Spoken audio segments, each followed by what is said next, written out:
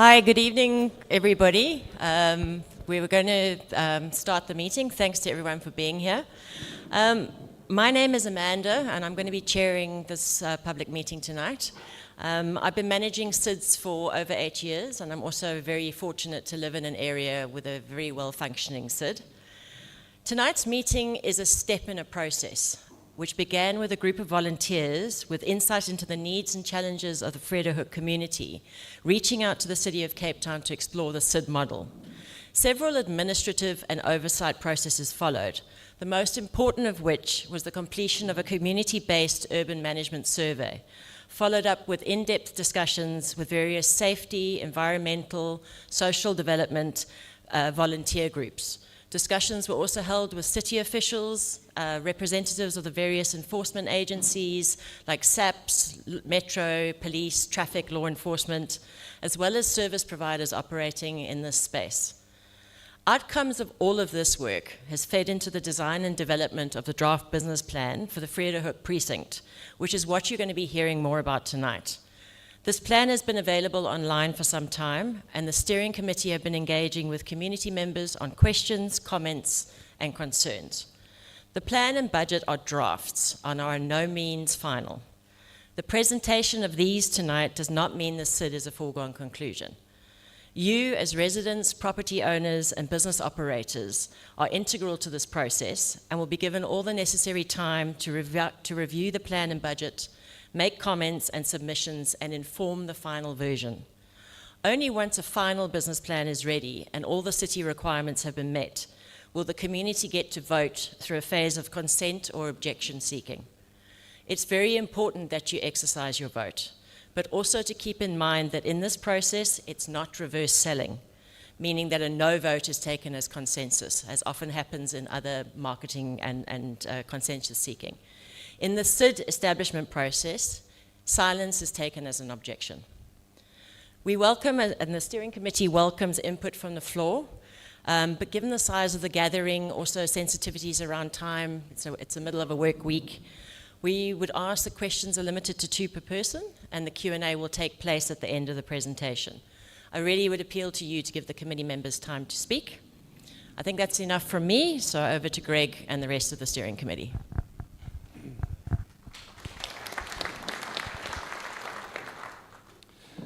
Thank you, Amanda. Good evening, everyone. I'd like to start off by introducing the steering committee. So if you 3 could just join me up here quickly. My name is Greg Kemper. I'm a ratepayer in Vredehoek. I've been in Vredehoek since 2016. I own a house, and I'm the effective chairperson of the steering committee. Hi, I'm Chili Makuba. I moved to Cape Town about just over 10 years ago. I moved here for university and then moved to Vredehoek about 5 years ago. I fell in love with the neighborhood, the people, the suburbs, got a little dog, and just lately I've been quite worried about the environment, and so that's why I'm here, and that's why I joined the steering committee. Så god kväll allihopa. So as you can hear, I'm not from here. I'm actually from Sweden. So I just said good evening, everyone. It's a bit like Afrikaans, but not really. So I've been in South Africa almost 25 years, but I've only been in Vredehoek for 3 years. My occupation, I'm a national guide. So if you want to hear more about South African history, not just Van Riebeck 6052, you can ask me. I don't know so much about Vredehoek, but I love the neighborhood. I think it's a fantastic part of Cape Town, and I'm actually be living in all the parts. What I worked with before in this kind of area, I was working a lot for the neighborhood watch in Greenpoint. I started something in Seapoint called Fairmont Neighborhood Action Group in those days when Seapoint was not the fancy place to live in, 2001. And I've also been running the neighborhood watch in Paternoster, a small little fishing village in the west coast. And my intention with South Africa is I'm going to stay here the rest of my life. Nice to meet you. Hi, I'm Carol Claassen. I've been living in Vredehoek since 2004. I've been working in the Vredehoek area, Greater City Bowl, since '93. And I like to walk to the pub but unfortunately I can't walk back in the evening. I very much like to be able to walk back home after a few drinkies.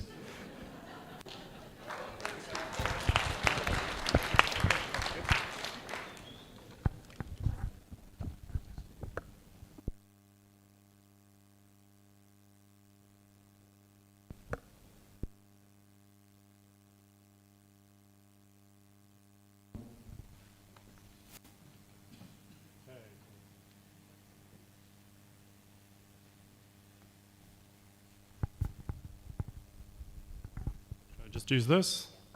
We'll just use this and we'll sort this out as we're going. Cool, thank you. So what is tonight for? We're going to take you through the CID's objectives and the formation process and just describe what exactly is a city improvement district. So we are not assuming that you've read anything. We're assuming you haven't looked at our website. We're going to start from the very basics. We're going to take you through the business plan, including the services that the CID, the proposed CID will offer, and the budget. And then we'll take questions from the floor after the presentation. And there is an invitation for written comments, and those written comments, please, need to be received by 27th of July. And just to re-emphasize, this is not a formal vote for or against the CID.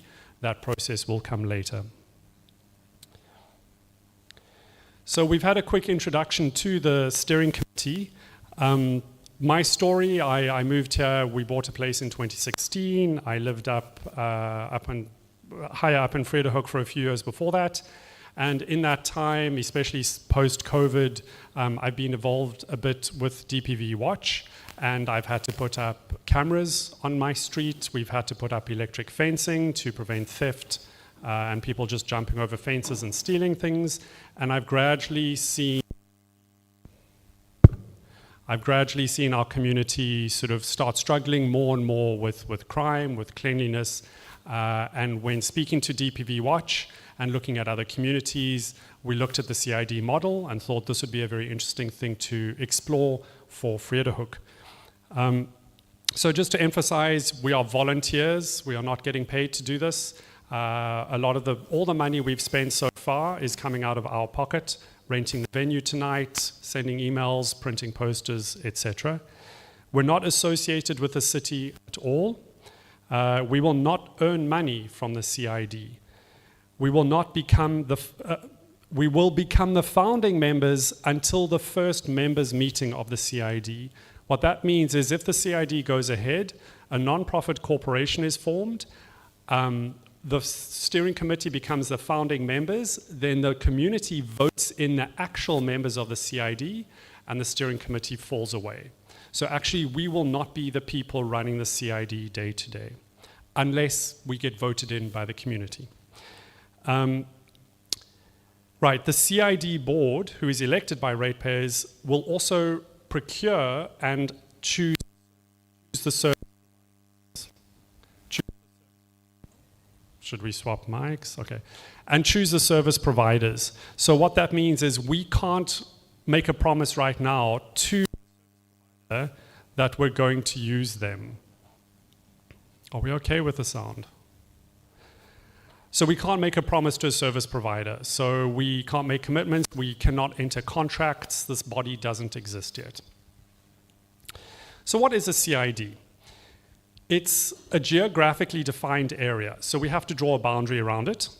It's funded by an additional municipal rate, which is levied, is an additional rate paid through property rates. It's used for supplementary public space services in the area. So it's used to top up city services. It's used to add additional services to public spaces in the area.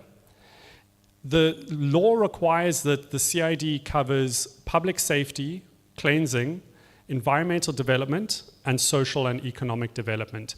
Any service provided must fall under one of those four areas, and the CID must provide services in all of those four areas. The CID will operate according to an approved business plan, which is what we're presenting here tonight, the draft. So the CID doesn't just operate as it wants, there's an approved business. It is also regulated by the city and by local and national legislation. So there's a CID policy and a CID bylaw. So it's a very structured process and it's a very structured operation that really drives transparency and it drives oversight. And so it's not just something that we as a steering committee stepped into and are running ourselves. We're being guided every step of the way by the city, and the city checks that each step we take is compliant with the bylaw and with the CID policy. So what a CID is not, it's not a replacement for city services. The city is not allowed to reduce services to an area because it has a CID in it. They have to keep providing the same level of services. It's not private security for individual homes. The CID has to provide its services in public spaces only. It cannot provide services on private property. It's not a blank check. There's a budget. The CID must execute according to that budget. Every year, there's an adjusted budget, which the members must vote on. There's transparent reporting. All the annual financial statements must be audited, and they must be published to the public, and the city provides oversight. So they are controls and balances. It's also not a permanent structure without renewal. The CID that we're presenting tonight will have a tenure of 5 years. After 5 years, the community must choose again to renew it. If it doesn't, the CID lapses. If during those 5 years, the community decides it doesn't want the CID, it can choose to dissolve the CID. There is a bylaw, a process in the bylaw that allows for that. The CID can only provide services within its boundary. So we have to draw a boundary at some point, and it can only do patrols, it can only do camera monitoring, it can only do within that boundary. Put very simply, a CID is a mechanism for the community to raise additional funds, which then get invested entirely back into that community in a transparent, controlled, and planned way. So to go through the process briefly, Amanda did mention it. So it's regulated by the city's policy and the bylaw. As I said, the city is overseeing compliance at every step of this process. This whole process does rely on transparency and public participation. That's why we're having these meetings. It requires a business plan. It's not something we're just putting together. And it is subject to formal support thresholds. So what this means, Amanda mentioned, there will be a formal vote. And the law requires that at least 60% of ratepayers support the CID. That doesn't mean that 60% of people who cast a vote support the CID. It means 60% of ratepayers. So if you don't vote, it's counted as a no. So we need at least 60% of about 3,000 ratepayers to cast a yes vote for the CID, and there will be a formal process that is audited, that has checks and balances, and this is not that process, and the urban management survey was not that process either. At the end of the day, this proposal is taken to City Council. City Council sits, discusses it, and then votes on it. So even if we choose to push it forward, the city itself has to agree that it is reasonable and can go ahead. So they will check the budget, they will check the legal process, and all of those aspects. So where are we in that process? Late 2024, early 2025, the steering committee approached the city. They vetted us. They said we're ratepayers, we pay our rates. We could form a steering committee. We confirmed the boundary in around May. The boundary did adjust slightly. It grew slightly because people were interested in saying we want to be a part of this. We then in July confirmed a public participation program where there's a long program. It's on the website. It's in the business plan that describes the whole public participation process, the notice periods and things like that. That was confirmed. We then started in August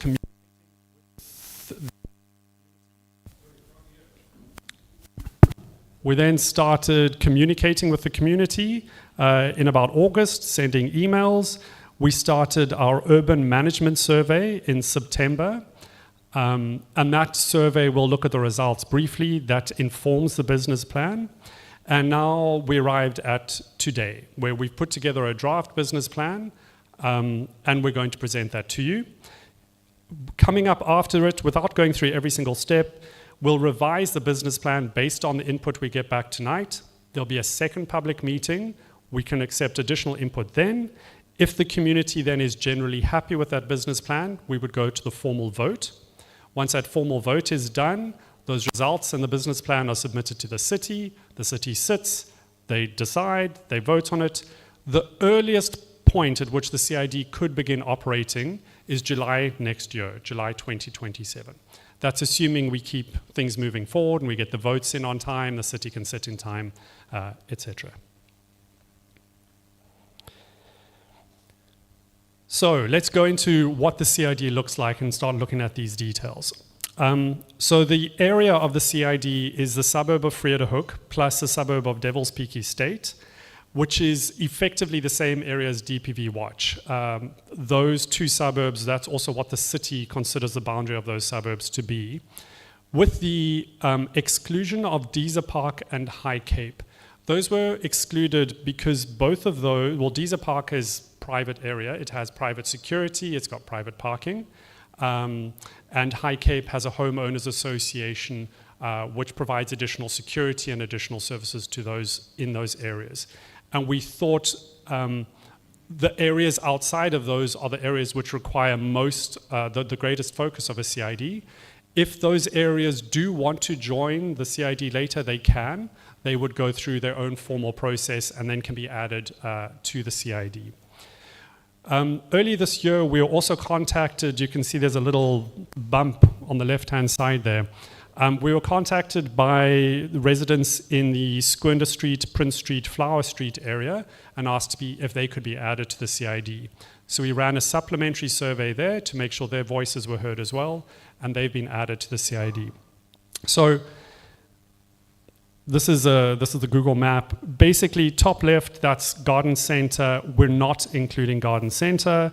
We come down Upper Baton, Kant, down to Homely. We don't include Van Riebeck Park on the left, and then it covers the rest of that Vredehoek area, excluding High Cape and excluding Deezer Park, up to the M3 on the north, and obviously Table Mountain National Park on the south.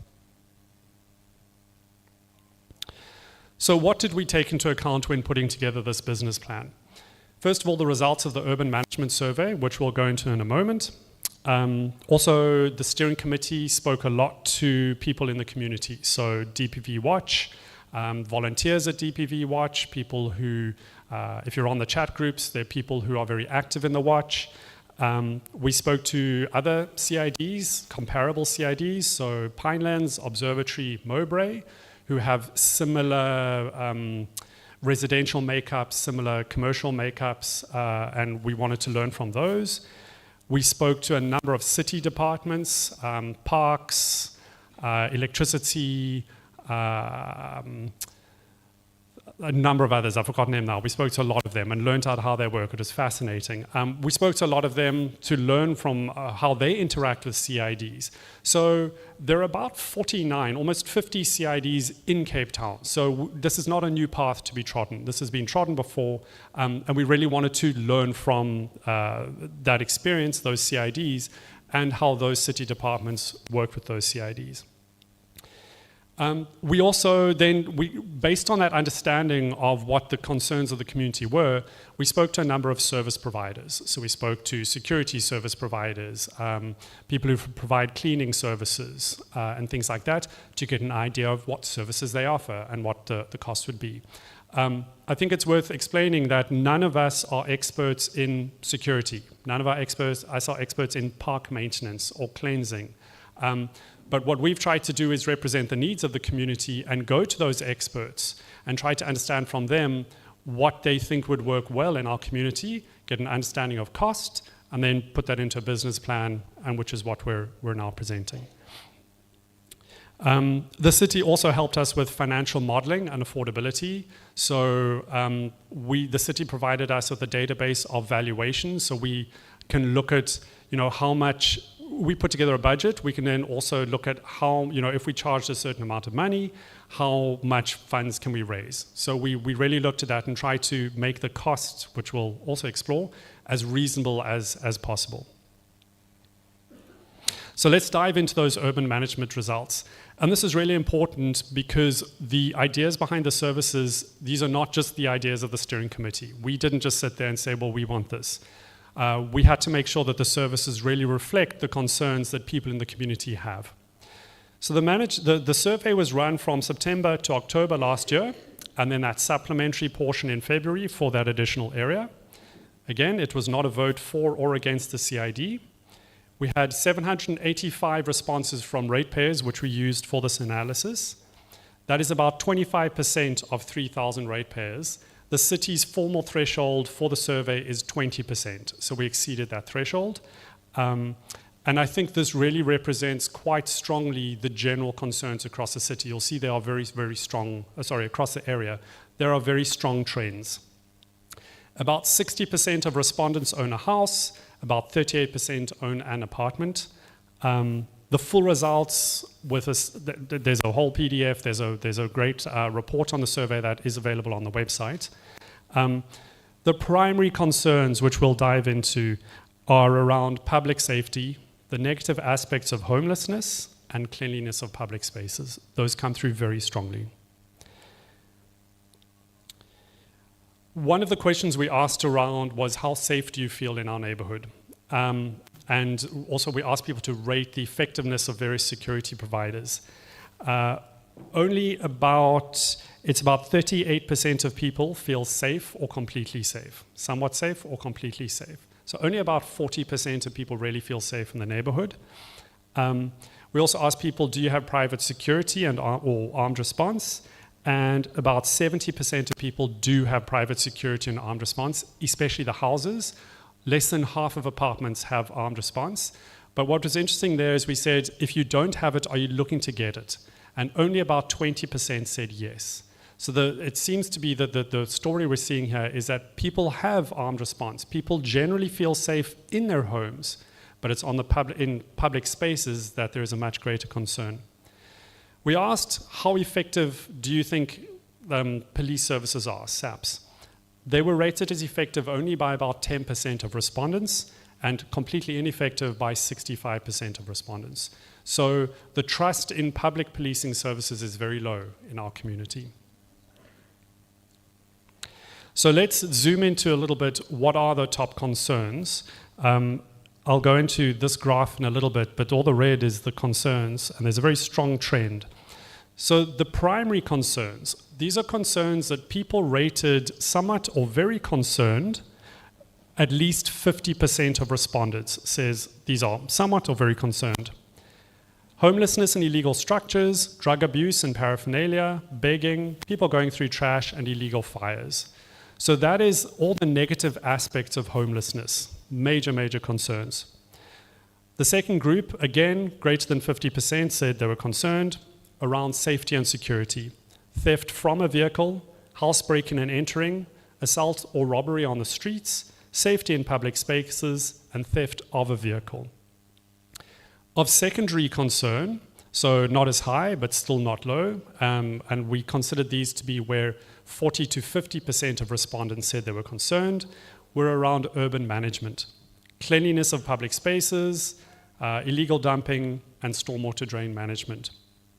So I know this is very small, but just to give you an idea, everything from about halfway up, that's the red line on the right is where more than 50% of people said this is a concern. So just reading from the top down, again, homelessness and illegal structures, biggest concern. Theft from a vehicle, house breaking and entering, assault or robbery, etc., etc. It's interesting to me that theft from a vehicle is a higher concern than theft of a vehicle, which is about halfway down. Again, I think this speaks to this perception of safety on the streets. It seems a lot of our crime is opportunistic. It is not heavily formalized, although we are seeing changes in that. We're lucky that we live in a neighborhood that is actually largely clean. We have very little graffiti concerns. Graffiti is the third from the bottom there. Traffic noise is not a major concern. Shoplifting is not a major concern. theft from shops, so robbery from a business, a little bit higher.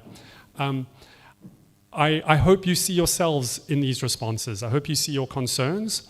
We're not saying those things at the bottom are not a concern. This is just what we've heard from the community. So again, the major concerns are those areas around negative aspects of homelessness, safety and security, and urban management. And those three things are interlinked, right? Cleanliness of public spaces and bin picking are linked. Being scared on the streets of being mugged is unfortunately linked to homelessness sometimes, and those other negative aspects. Same with drug abuse in public spaces, needles in parks, and that sort of thing.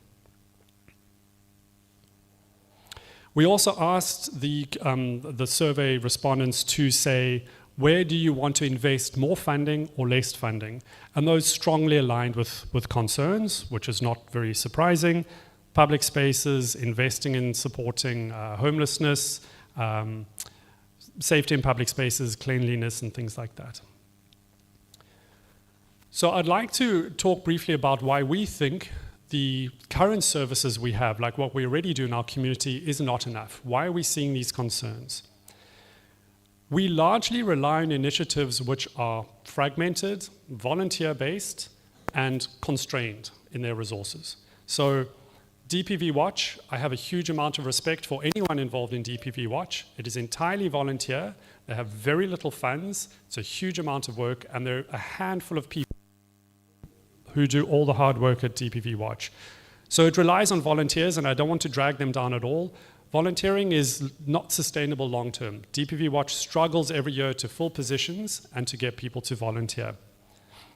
They also rely on donations, and donations dry up when times are tough. We have a number of street camera projects growing in the community. Those are hard to coordinate. I know this. We in our street have 2 cameras. Getting people to pay, getting people on board, sharing that cost, making sure it's supported, that's difficult. I know other people have launched this in other streets. Getting these cameras running effectively and getting people to contribute and reliably contribute is challenging. They also tend to be uneven. So you can have a street with a camera that is monitored by company A, and right next door to it is another street with cameras monitored by company B. And those two won't necessarily coordinate. So if someone runs from one area to another, we can't trace them. Also linked to that is those camera monitoring companies usually then will, if an incident happens, they'll call security, they'll call a C-bar or something. And that response is best effort. C-bar is not getting paid any money to respond to those call-outs. And they do it in a best effort fashion. And if there's an alarm going off and that person does pay for C-bar, and they get a call-out to go and look at a camera alert, they'll go to that person's house first, which is fair. That's who's paying their bills, right?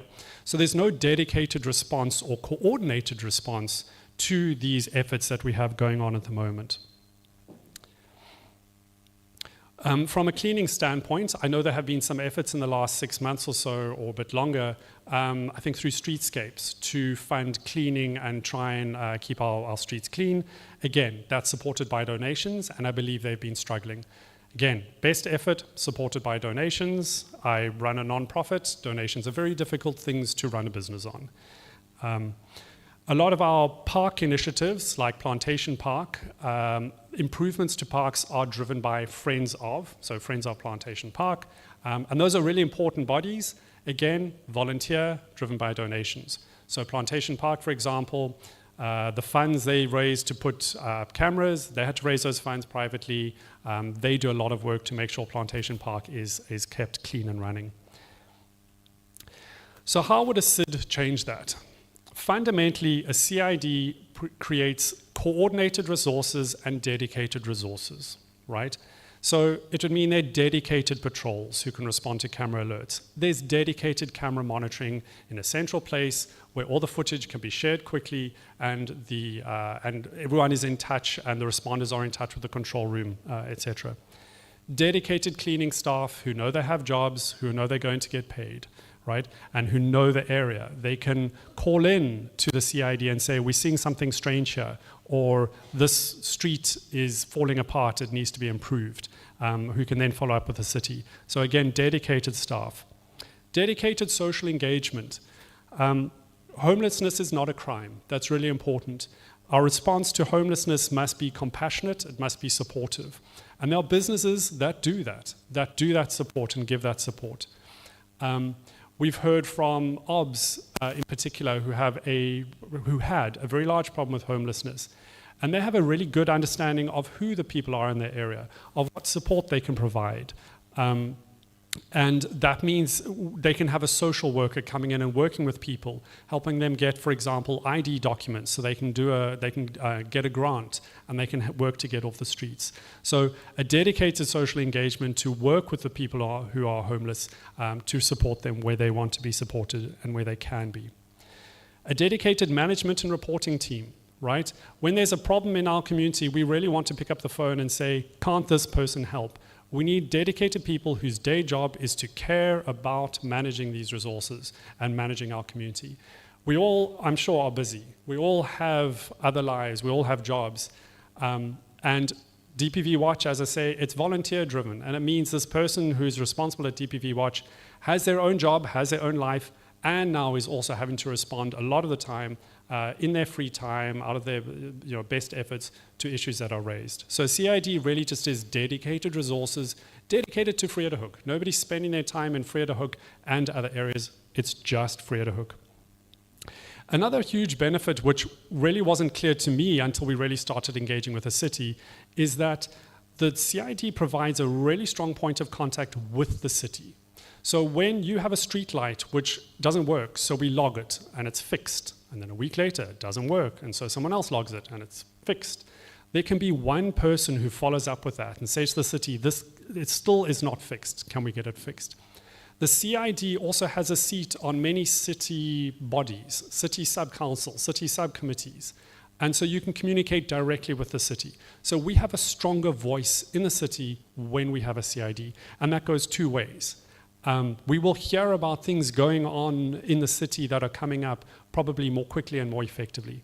So the CID starts to represent our neighborhood in the city and also with other CIDs around us, because it becomes really important that our CID, if we get it, will work with our neighbors. So for example, Lower Gardens, we share a boundary to work effectively. Okay, let's look at the draft business plan. As I said, the law requires that a CID provides services in 4 areas: public safety, maintenance and cleansing of public spaces, environmental development, and social and economic development. The budget does not need to be spent evenly, but we do need to spend some of our budget in all of these areas. Public safety. The budget here is about 3.7 million in year 1. It's about 53% of the total budget, which corresponds to the enormity of this concern for the ratepayers. So what we've budgeted for public safety is 2 dedicated vehicles, patrol vehicles, each with 2 safety officers patrolling 24/7 and linked to a central control room for rapid response. So this would be done in shifts, and we can, there have been some comments around making sure those shift changes don't overlap, so that there's always 2 cars driving around monitoring our area 24/7. These would be the cars and the team that would respond when there's an incident. They would be, through our control, in contact with SAPs and in contact with the city's law enforcement as well. Part of the safety plan is 24/7 camera monitoring at key points and high traffic areas. This is essential, really listening to the other CIDs. Having camera monitoring alone is not enough. You're having camera monitoring with rapid response. People must get to, patrols must get to incidents within about 2 or 3 minutes, ideally, for them to be effective. They work very, very effectively. We know there are a lot of existing cameras in the neighborhood, and there are more and more being added. The idea is that the CID would do a survey of those and take over the cost of running and monitoring those cameras. Let me say monitoring, not necessarily running.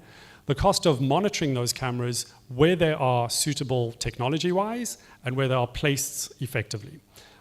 So we're not saying the CID would take over the cost of all cameras in the neighborhood, but the idea is, instead of starting from scratch and having the whole capital outlay to buy new cameras, we can work with the community to say, let's take over existing cameras where it makes sense.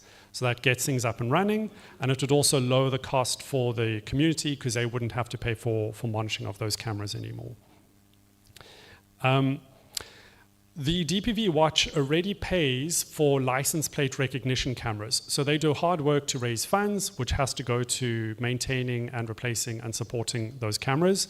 So the CID would take over the cost of running those license plate recognition cameras, as also there's capital costs allowed for replacing them in the coming years. The security cameras are monitored entirely separately to the license plate recognition cameras. The LPR cameras are monitored by a city group. We don't get access to those. That is a separate system. But we as a community still need to maintain them. Finally, under public safety, we are budgeted for a dedicated law enforcement officer. The city calls this Rent-A-Cop.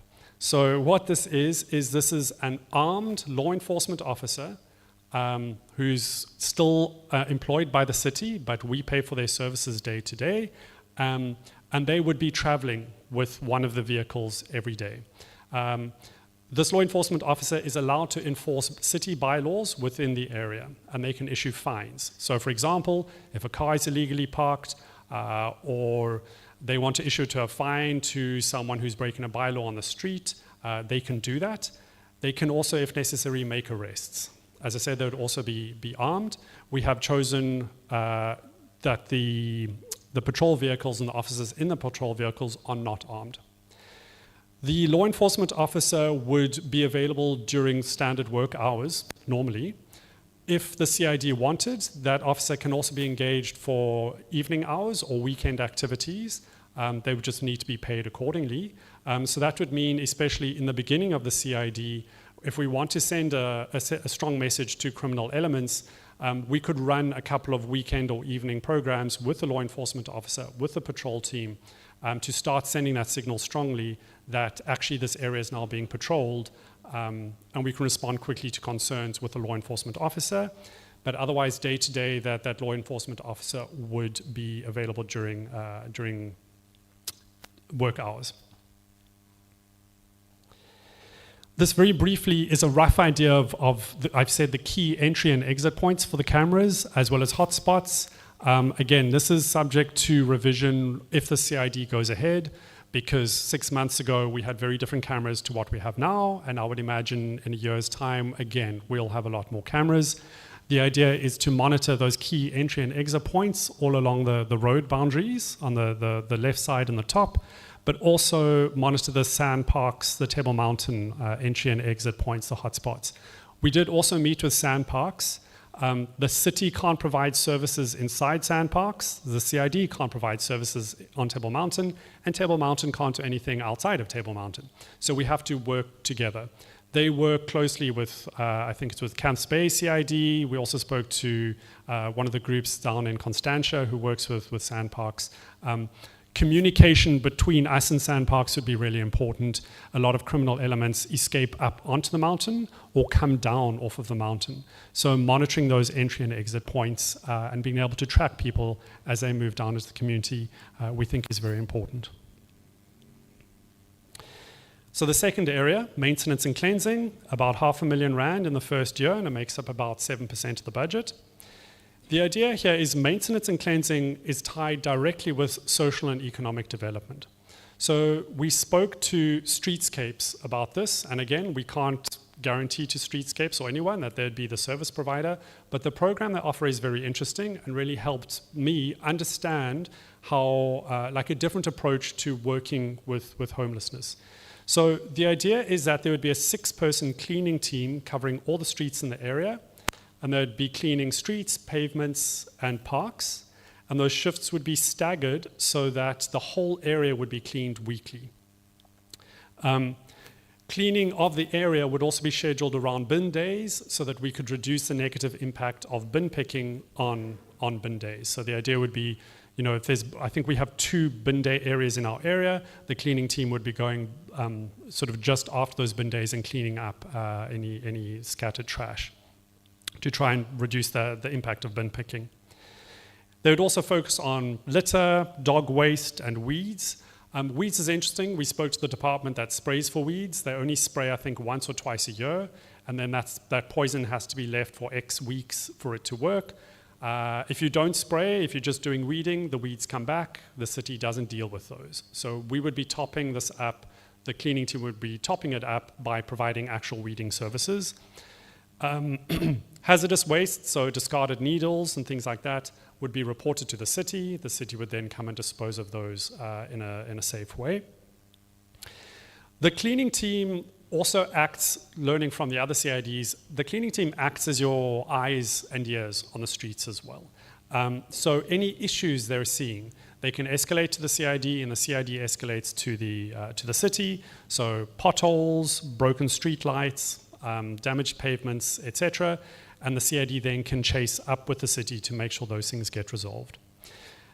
So now I want to dive into the other side of that, which is, who is this cleaning team? So the idea is to work with homeless people or rough sleepers and to give them an employment opportunity and a leg up. So the idea is to contract an accredited service provider to deliver the street level social engagement and support. So what that would mean is the service provider is going into our area, is meeting homeless people, is understanding their challenges, is identifying those people. How many did we say here? 6 people. Identifying 6 people who are keen and capable of participating in a cleaning program and employing them to do so. So the city said their social support unit, they cannot employ homeless people. Once a person is in a shelter, they can be employed. Whereas someone like Streetscapes or another service provider, they are allowed to employ homeless people. It's a private entity, they can do that. The program would also involve social worker. It would involve social support. A number of people have substance abuse challenges, and part of the program would be peer support on working with substance abuse. Peer support coming from people who have lived on the street and are now employed by the service provider to help other people working on the street to understand what are my opportunities, how do I solve these problems. So it's a very effective and human, and I think a great way of saying how can we engage with the challenges of homelessness and rough sleeping in our area and give people the opportunity to have a step up, to find stability, to have some degree of employment, to have an income stream, to have support, emotional support, peer support, substance abuse support, and find a way up. Not everyone will be keen to take on that opportunity. In that case, the social workers and the social development team would be understanding who they are, getting to know them, understanding what their challenges are, working with surrounding communities, because we've heard from other CIDs that what can happen is homelessness, a person can be pushed out of one community, they move to the CID next door, a few months later they come back into yours. And so just tracking what's going on and knowing who the players are, and knowing what the dedicated understanding of what's going on in the community. So that amounts to about 330,000 Rand in the first year, about 5%. So these two programs really work closely together. The final of those 4 areas is environmental development. This is about 400,000 Rand in the first year, and this goes down over the course of the CID, over the 5-year budget. The idea here, the key focus, is strategic fencing. So we're lucky in that a lot of our parks are clean, they're well maintained, they work fairly well. We need some top-up cleaning, but they're not falling apart. We luckily do not yet have a lot of illegal structures, for example, in our parks. But some of them are still a challenge. So Plantation Park in particular. And so through discussions with Friends of Plantation Park, they have scoped out and looked at and budgeted fencing Plantation Park. The idea there is to try and minimize the amount of through traffic, particularly at night, of people who've come through from Strumpy up through Plantation Park and into Vredehoek, or flee out of the area again through Plantation and down into Strumpy and away. So it's not just about security, but also fencing Plantation Park would mean kids can go there, pets can go there. Right now it's just exposed onto the road. I think I have a photo there. It goes straight onto the road. And so anyone playing in that community, there's a really, really busy road there, which is really dangerous. The idea is that half of the cost for fencing would be covered by the CID. The other half would come from the Cape Town Speed Challenge. They were interested in partnering on that because they've committed to a number of events over the next few years. We'd also be looking at fencing the edge of Jutland Avenue, which is, you can see there, it's very open. And again, we have a problem with criminal elements fleeing out of the community directly across, out Jutland there, out over the M3 and out of the community. So the idea being also to make it safer for people. We have 2 green spaces there. There is a creche, there's a church just there, and there's also a dog cleaning parlor, and there's City Vet there as well. So there are elements there which are quite exposed to a very fast-moving traffic on the M3, and the idea is to just block that off to make it safer. Additionally, some of this budget can be used in other ways. So we've proposed extending the fence on Virginia Park, which is only partially fenced right now, extending that fence to try and get that park used. As I'm sure you know, the more we use our green spaces, the more we hold on to them. If we don't use them, they go to ruin, the city doesn't care about them, and eventually they'll get taken away from us. And lastly, spending some funds where we can to try and improve other parks in these public spaces, these green spaces. So there's a photo there of that Gardenia and Derry corner where it's a green space and the pavement's all damaged. Ixia Park and the top of Chelmsford Avenue at the parking just as the path goes up onto Table Mountain. These would all have to be done in collaboration with the city. We're definitely not saying, when I raised this with the Parks Department, I said, for example, in Ixia, there's a damaged bench. And they said the city must fix that. The CID shouldn't pay for that. But we can work with the city to make sure it happens, and we can also work with our ward councillor to make sure the funds are spent effectively in that area. And our funds would then go to be doing extra things in those parks. The final item here is just the team of the CID. So again, this is a larger number, just under R1 million in the first year. As I mentioned, full-time CID manager and a full-time assistant, both based in Vredehoek. We think it's essential that there are paid staff members who care about this day to day. We also think we need to pay reasonable salaries. If we're paying the bare minimum, we're going to get the bare minimum. So we've budgeted for I think it's about 40,000 Rand a month for the manager and a little bit less for the assistant. We've been chatting to other CIDs. They really recommended don't pull on a full team of staff initially. You don't want to be directly employing cleaning people initially. You don't want to be managing your own camera room initially. Start off with a small team as you get going, and then in time that can change. So these would be the only 2 full-time employees of the CID. Everything else would be outsourced and overseen by those employees. There is also, the city has warned us, there is a degree of compliance that is necessary. So writing reports to the city, attending meetings, and it's very useful to have an assistant to help with those. Otherwise, your CID manager is doing a lot of paperwork instead of caring about the Vredehoek area. There would also be the contact points for residents, the city, and service providers. Again, that 2-way communication. Sorry, there is one more. General expenditure and other, about R1 million. So these are day-to-day operational costs, office rent, professional services, legal services, management fees, communications, internet, petrol, marketing, statutory reporting, auditing, that sort of thing. We've also budgeted there for replacement and maintenance of capital assets, such as the LPR cameras and things like that. This is all detailed in the budget. The city also requires us to have a 3% rolling bad debt reserve. Basically, they withhold a small percentage of the rates that are collected, that additional levy, just to manage for bad debts, but then those generally come back to you at the end of the financial year. And I think at this point, I'm going to hand over to Chili, who's an accountant. I'm not. Thank you. Let me actually just come to the side. So Greg has chatted through the services that we looked at, and importantly, what we provide in the area or seek to provide informs what we need to collect as a budget. And for the first year, that came to about 7.1 million. And as Greg indicated, half of that is going towards public safety, and then we're also looking at the other 3 pillars as well as operations of the CID. So the CID budget is funded by an additional property rate, and you would see it on your bill and pay it similar to how you pay your other property rates, and it's linked to your property value. So this is guided by the CID policy and by law. It's something that we have to comply with if we follow this route for the Vredehoek CID.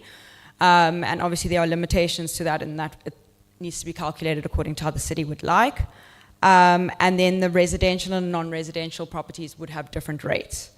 And the final rate depends on, as I've mentioned, depends on the business plan, the services that we want and need in the area, and then the city council also needs to approve that.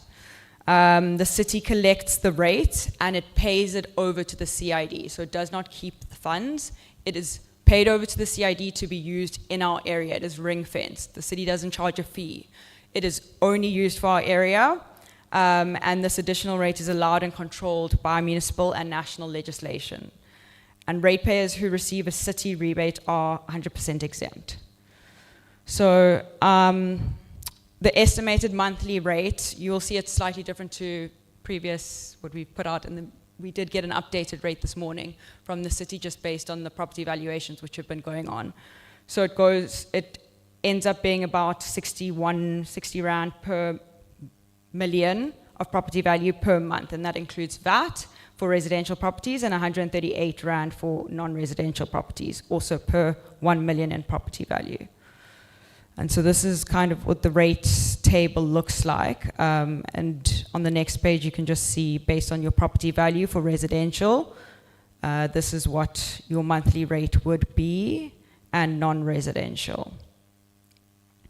And how it will change over the 5 years also depends on assumptions around inflation. So a lot of the things we've included are based on people and inflation expectations and wage growth. As well as, I mean, some things may change, for example, adding more cameras if we think we need them. The fencing is dependent on budget as well. So it increases by between 3 to 6% over the 5 years, slightly higher in the first 2 years just because we've tried to push cameras early on, just to be as effective as possible.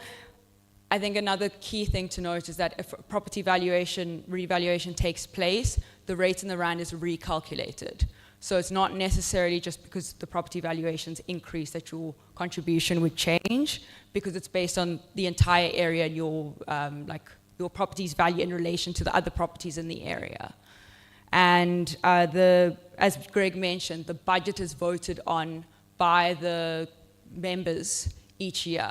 So if things are moved from one pillar to the other, or from one line item to the other, and significant changes are made, you need the area to vote on that to provide approval.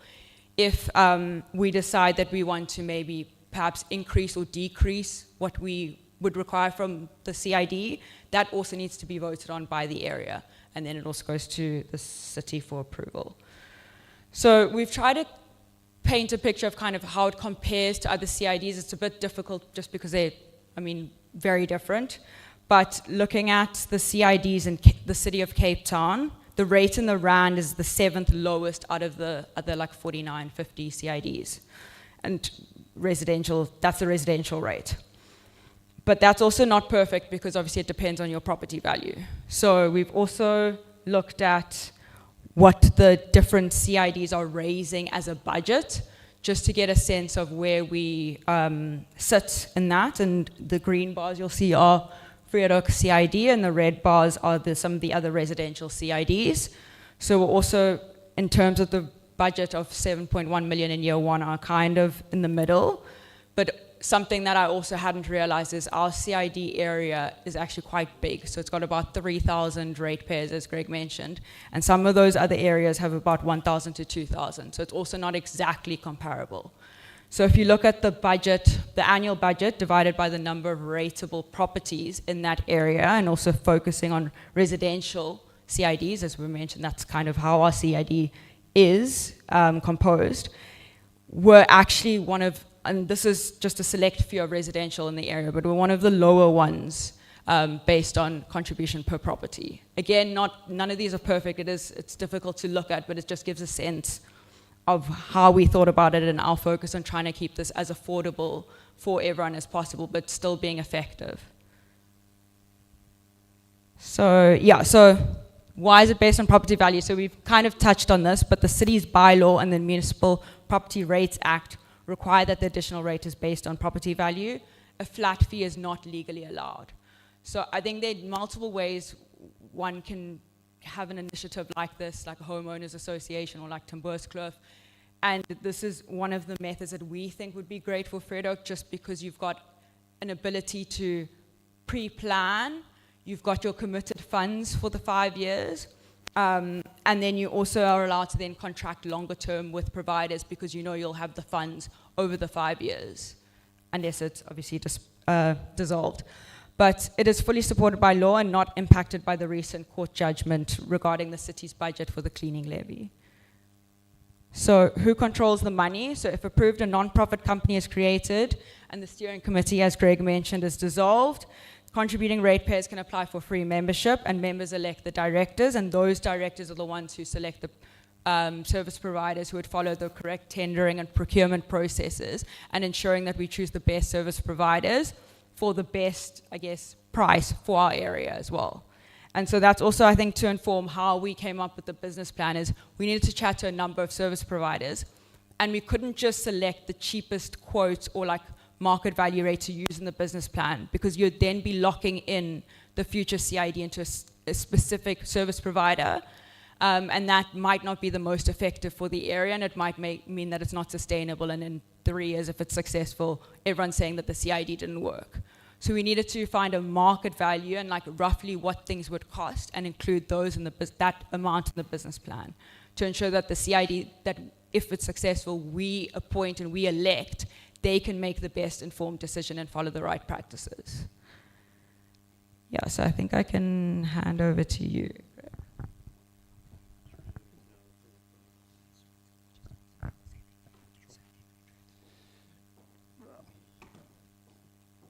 Cool, thanks, Chili. I want to go back quickly to this one. Just to give some quick examples in terms of how much it might cost a month. So if your property is worth 1 million, it's about 60 Rand per month, including VAT. If your property is valued at 3, it's about 181 Rand a month. And if your property is valued at about 10 million, then it's about 600 Rand a month. The average property value for residential properties in Vredehoek is about 3 million Rand. So on average, people are looking at about 181 Rand a month per month. That's including VAT to get these services. And I apologize to anyone here who owns a business and is here representing a business. We're very biased towards the residential because there are so few businesses in our area. We do have those numbers. If you have questions, please do shout. So we're very close to questions, so thanks for your patience. What can you influence now? How will your feedback change things? Your feedback will absolutely help refine the business plan. So the services that the CID provides, the scope and level of services. Do we want fewer patrol vehicles, more patrol vehicles? Do we want more cleaning, less cleaning? Do we want to fence more, fence less?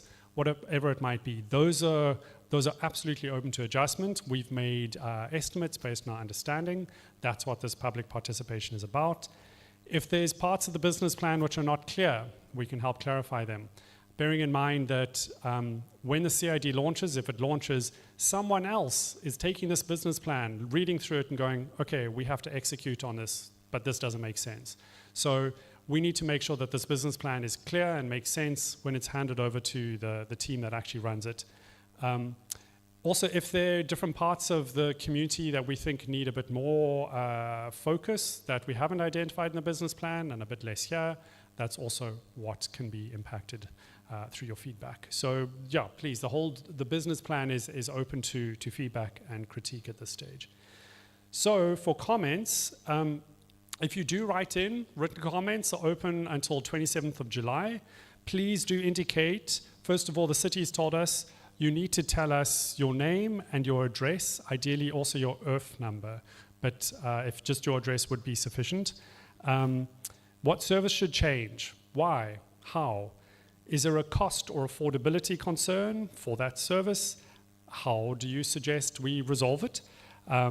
Is there an issue around implementation, or is there a specific change to the draft business plan that you would like to propose? So that's a sort of rough idea, please, of what this we're looking at.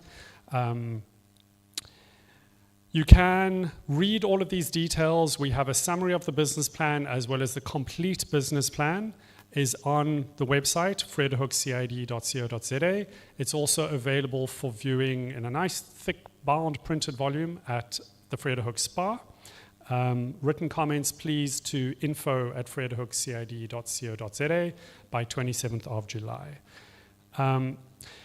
So from our standpoint as the steering committee and just as residents who live in this area, for us the question is not how or why we solve every single problem in Vredehoek. It's about saying how can we create something reliable and sustainable and accountable, a way to raise funds to improve our community and or to keep our community from devolving, to keep it in the amazing place it is right now. We have an incredible community. We have churches, we have schools, we have parks. It's walkable. If you're fit, it's walkable uphill as well, right? It's an amazing place to live. I hope you feel that. I feel that, and I want to live here. And I want to prevent our community from getting any worse. So yeah, that's why I support this. So we're conscious of time and people, so please, we're asking 2 questions per person. Again, this is not a formal vote. Please do focus on feedback on the business plan if you can. And when you ask your question, please just introduce yourself. We'll be taking notes. Again, the city has said feedback, we need to know who has asked the question so we can respond to it and record it. So I think there'll be a roving mic. We're going to have to do a mic dance here. So I think let's go to questions. Please put up your hands and our volunteers will assist me. Thank you.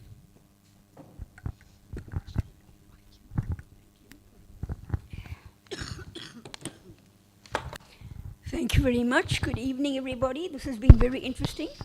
Mine is not so much a question, but a comment. I've been living in... Sorry? Oh, yes. I'm Tanya Barban. I live in Vredehoek Avenue. I've been living in Vredehoek for the last almost 33 years and in the city bowl for most of my life. The house that I'm living in is owned by a trust, and I have usufruct of the house, and I pay the rates. I'm a pensioner.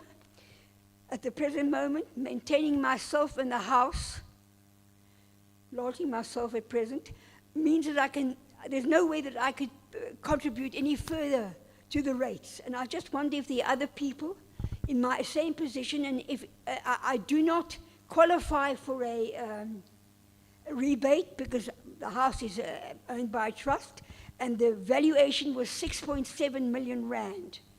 No way. There must be other people in this area in the same position as I am, and I just wonder if there's any thought being given to this. I've actually sent off questions to the city and to, I think, Info, and had no response. And I'll be very grateful if I could get some kind of response. And then also, I'd be quite interested to know how many properties in this area owned by residents are valued at around about R1 million. Because I can't imagine there must be there can be many properties in Vredehoek that are valued as low as that.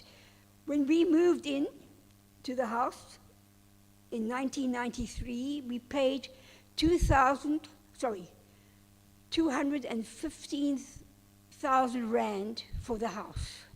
And it's now valued at 6.7. So that is what I've got to deal with, and it's very, very difficult. Thank you.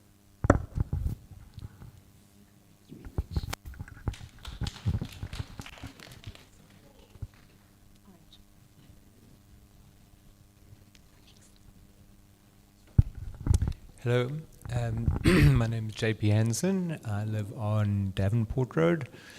I'm a new resident of Vredehoek. I've been here almost a year. I moved here from Joburg, and I'm sure everyone's familiar with the broken window theory. Joburg has many broken windows, which were never replaced. right? So I don't want to see the same thing unfold here. So with that comment, I just wanted to extend my thanks to the steering committee for your passion and professionalism in driving this initiative. Because everyone sits back and says, oh, it's not my problem, someone else will take care of it. But I just want to say that myself, and I'm sure I'm speaking for others, appreciate the effort and the passion with which you're driving this. Thanks.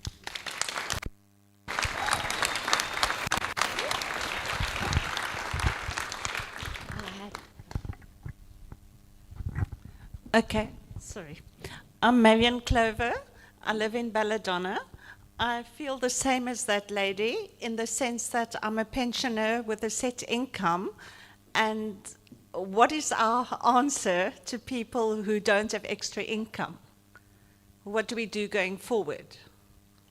Then there's another question.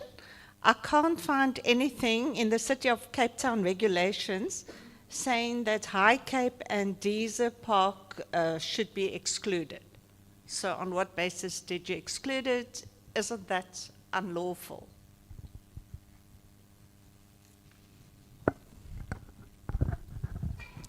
My name's Stephen Leviton. I live in Rocklands Avenue. Yes, I agree your presentation is very interesting and well thought out. But I have personal experience of a CID where I own a small little flat, Lower Kenilworth CID. It has not helped. We have electric fence around the block. We have our own CCTV cameras. There's still burglaries. They still get over the electric fence. They still steal from cars inside the property. So it's a bit of pie in the sky. I don't believe these CIDs work, even with all the good intentions. And the problem that we're faced with is your costing. The area where I live, all the properties are well over 10 million. Not that we'll get 10 million, but that's what the city has valued it at. Now, I'm a pensioner. I do not have an income. I'm 71 years old. I live off savings. I simply cannot afford 600 or 650 rand a month. And I'm also not so sure that it's not affected by the recent court decision, because the way I understand their decision, and I will read it, is that you cannot charge for services, and that's what yours is, it's services, based on property values. Now, the bylaw may allow it, but that court case may result in the bylaw having to change. So those are my comments, and I think your arithmetic is flawed, because not all the properties are average 6 million. That may be in the Vredehoek lower down, but if you go up the mountain and you go Deer Park Drive, you go Rocklands Avenue, you go up to Clarewood, and all those big properties up there, they've got massive valuations and there's massive amounts to be paid. Our house was bought in 1987, and I don't see why I now must be forced to sell and leave, because the rates and everything up is gone up and I just can't afford it. It's not fair.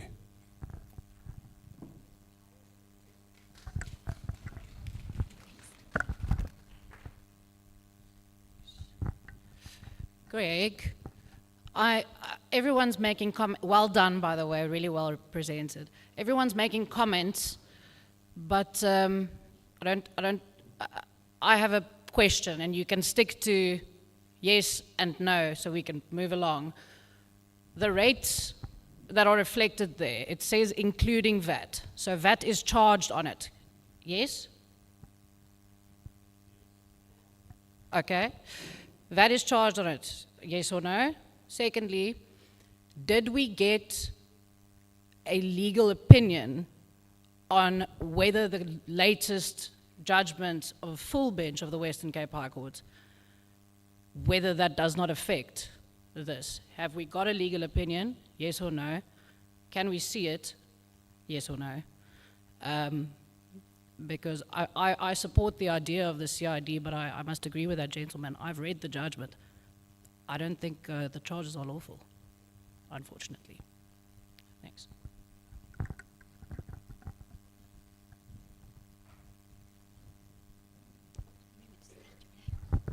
Thank you. Hi, my name's...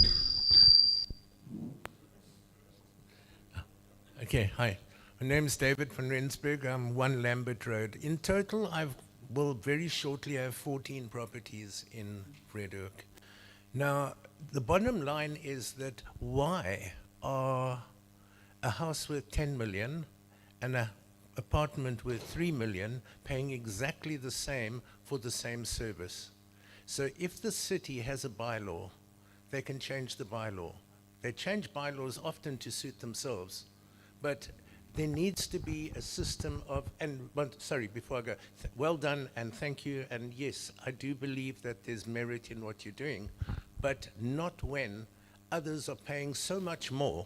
And as you hear from these retired people here, they can't afford to pay more. Living in a house worth 10 million doesn't necessarily give you more income or more disposable income. So if there was a flat rate per ratepayer, I would want to accommodate it a lot more. Thank you.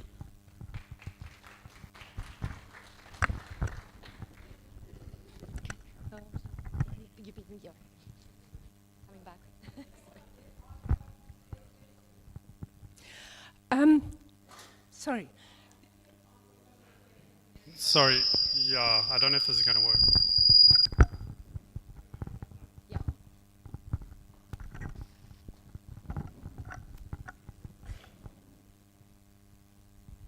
Thank you. Thank you for the questions. I'm going to try and answer them as best I can. Just bearing in mind, this is a public feedback on the business plan. So please, really, we're asking for feedback on the plan.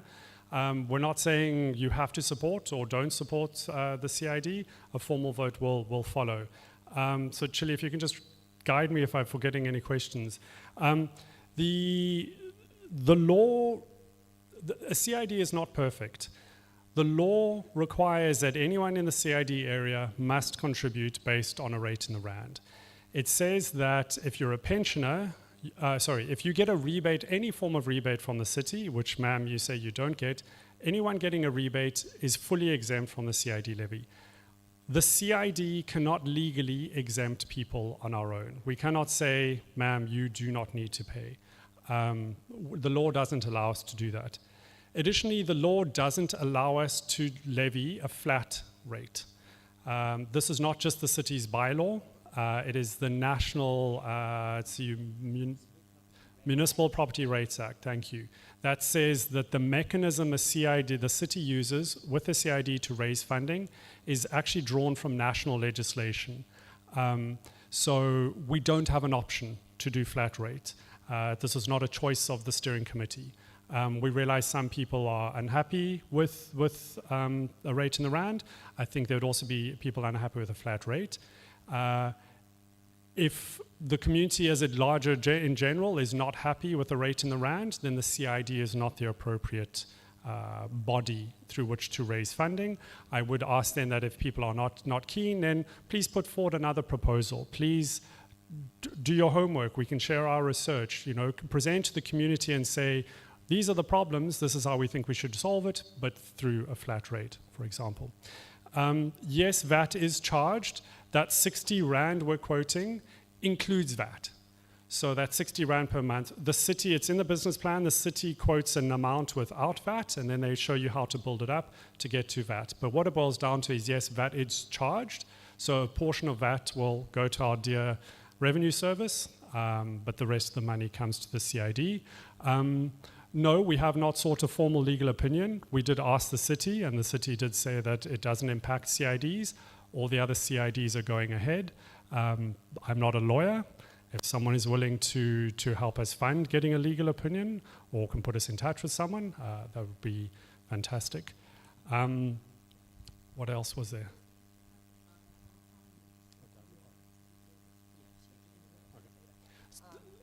So Dyser Park and High Cape. The bylaw allows the CID to decide what its boundaries are, right? And so those are chosen. It's up to the CID and the community to decide what we think the boundaries should be. So we made the decision to not include Dyser Park and High Cape because It takes a lot of work to get a CID running. When we go to the vote stage, the steering committee and volunteers, we're going to have to work to get those votes. And if someone like Dyser Park, if they're saying we already have security in Dyser Park, right? They're going, I'm not particularly interested in this because I have security, so I'm not going to vote. There are also a lot of apartments in Dyser Park, and all of those people who don't vote are a vote against the CID. So we're trying to strike a balance between saying, ideally, yes, the whole of DPV Watch would be involved. I'm sorry, that area, the whole of Vredehoek and, well, it's DPV Watch, it's the same area. We're trying to strike a balance about saying what is the most reasonable thing we can reasonably try to get off the ground to put solutions in place to try and improve our community and protect ourselves on the streets, while at the same time acknowledging that that takes time, it takes effort. But yeah, at the end of the day, it's up to the steering committee to choose what the boundaries are. That has already been expanded. It was originally much smaller, again, to try and get it off the ground in the start, and it was expanded based on feedback from the community that they wanted to be included. Was there another question? Great. Again, some follow-up questions over there. I'll hand it over. Please, again, 2 questions. It's going nicely. Introduce yourselves about the CID, and the business plan would be the best. Thanks.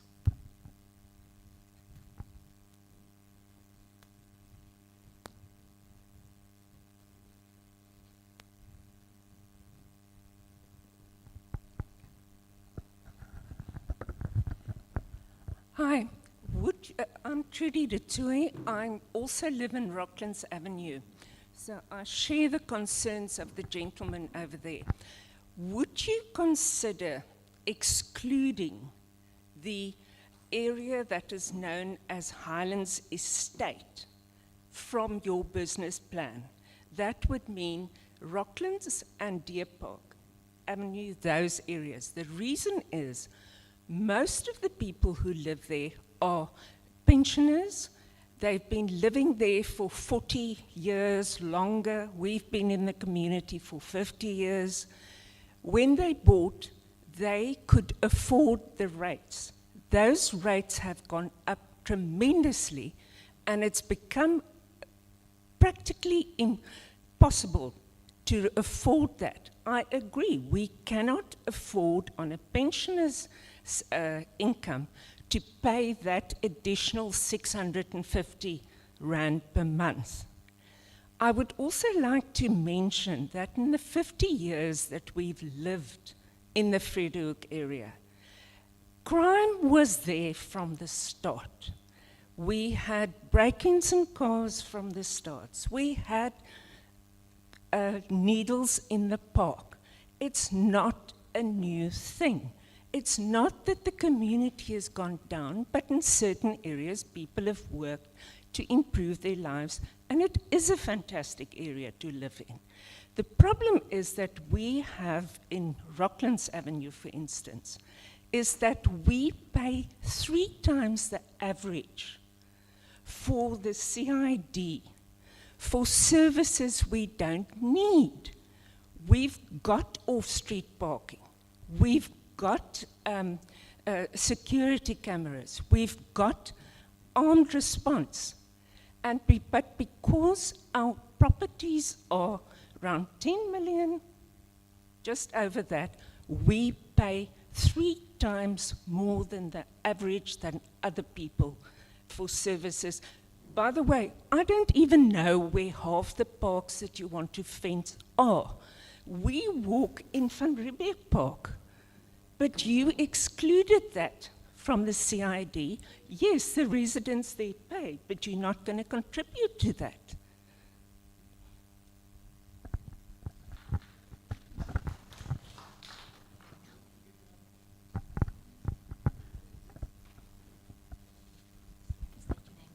Yeah, hi. My name's Claude. I live on like Ballet Road. Yeah, I don't have 14 properties in Vredehoek. I don't have a 10 million Rand property either. I am concerned about security. When my fiance goes walking in the morning on bin day, I'm worried about her safety and if she's going to come back safe from her walk on the mountain. I'm worried in the evening if I want to walk to Dairy Street. I don't have private security armed response, so I'm very keen on the security budget. The one recommendation I wanted to make was I heard you say the guards won't be armed, which I think is like a cost thing as well. So my proposal for the business plan would be to ideally have an armed guard, because you said the city guy who would be armed would only work during the day, during normal hours. So to me, I would prefer there was a armed response at night. That would be my proposal to the business plan. Thank you.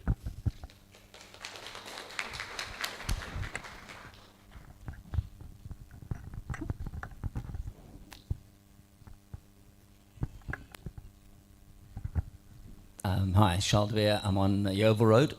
Congratulations on an excellent presentation. I think you've really done a lot of research, and I'm for all of the negatives, I'm in favor.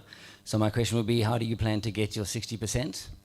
Because it's a long haul. We've just put cameras in, took us 2 years, and we only got about 30%, 40% interest. So how are you going to do that? Because, you know, how can we support you if we believe in you? The other one would be, I'm assuming that it already includes new developments, so any new apartment blocks that go up, and then have you thought of whether Nazareth, that those new developments in Nazareth grounds are going to contribute? Because then I'll help you lay the bricks for that place, because that's about 300 or 400, so that'll help your budget significantly. I'm not sure if you've factored those in.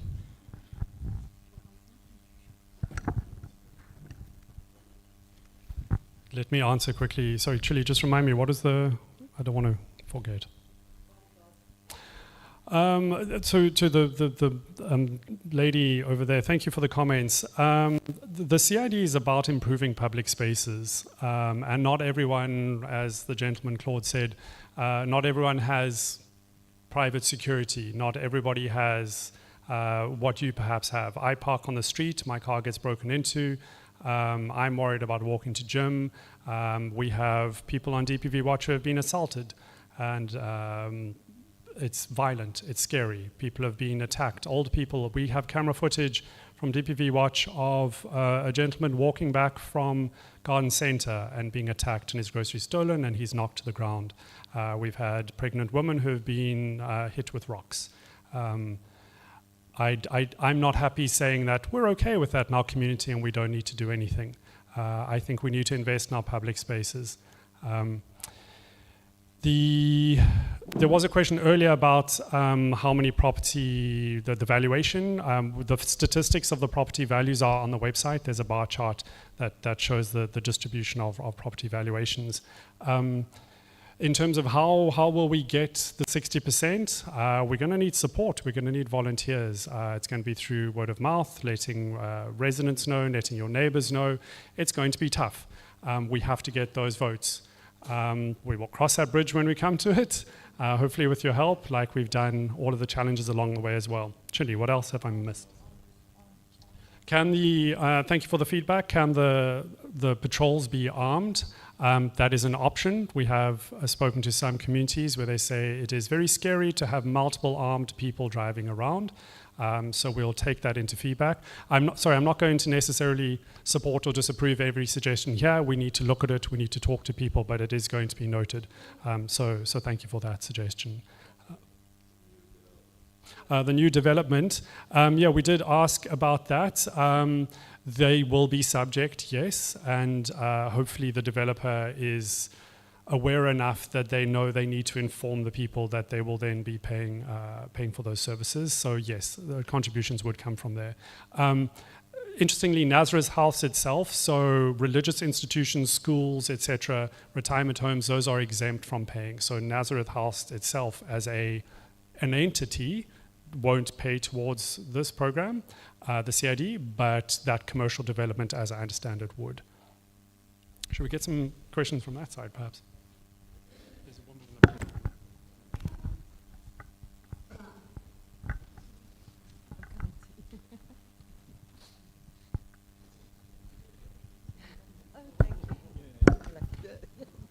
Hi, I'm Kim Clutie. I'm in Bedford Street, which borders Upper Mill Street. I moved to Vredehoek 4 years ago from Mowbray, where they had a CID. I have to say we had lots of crime. As you said, crime has been there from the start, but I did see a marked improvement when we had the CID. I understand people's concerns about the money as well, but yeah, I've got a sort of practical question. On Upper Mole, you know, there's a lot of people encroaching, obviously, from Strumpy. I just want to know, I think you did mention, but the Upper Orange or whatever it is, and along the freeway, you know, the border, will that be patrolled? I'm sure it will, but I just want to know, I think it's yeah, I think you mentioned it actually in that map. And then secondly, we have our own cameras in the street, so I was pleased to see that, or to hear that could be incorporated into the cost for monitoring. But I'm wondering, what is that share of your cameras? There are extra expenses, and I'm just wondering if you've done any calculations as to what that split would be. Thank you. Hi, I'm going to jump in here. I'm Roger from Upper Mill Street. Been living here for a couple of years in the neighborhood. We lived in an observatory for about 8 years before this, and the CID made a huge difference. So Kenilworth might not be great, but observatory CID was like really phenomenal. It made a huge difference. My only question is the one thing about the business plan is it kind of seems very binary, like either take this or leave it. What I would really like to see is sort of an upper limit and a lower limit, like what would 75 Rand per million, or what would 45 Rand per million? Like, what does that actually change in the plan so that we can weigh sort of apples to apples and kind of gauge how much do we want? I know in observatory they have one car patrol and 2 bikes, or one on foot and one on a bike, and that's actually really nice to have someone walking down the streets or cycling with the streets. Often the bike gets there before the car does, just because of the one-ways and things. So it would be good to be able to see how we can scale the plan up or down, and then have residents gauge what kind of support we want. Would be an easy way to do that.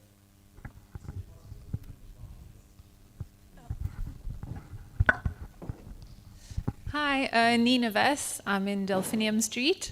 I've lived in Vredehoek since about 1989, when I was little. I'm very excited about this. I think it's going to be great if it comes through. I've seen how well it works in the city, working in the city. I just wanted to ask DPV Watch, what happens in the other CIDs you've spoken to? What has happened with their neighborhood watches? Like, how has that evolved when there's a CID in place?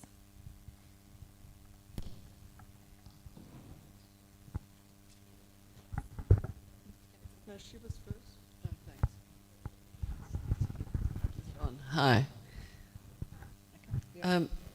Surely, so I'm Claire, I live in Rocklands Avenue. Surely if we're trying to make the budget work for everybody and not just people whose homes are worth 3 million, we should not overlook Dyser Park and High Cape and all of these developments and factor them into the budget and bring the budget down to a lower figure. That would make more sense. And one of the comments the accountant made concerned me, said that you're starting small. So this I expect to be just the tip of the iceberg budget, and then it will develop from there. I'm not sure how many cameras, new cameras are going to be included. Or is this just, you know, to get the thing rolling? The other concern was, you said we have to relook at the budget every year. We're committing to 5 years worth of budget. There's an increase of, I think, 7% or 5% per year. What is that increase in line with? Is it inflation, or is it for added services?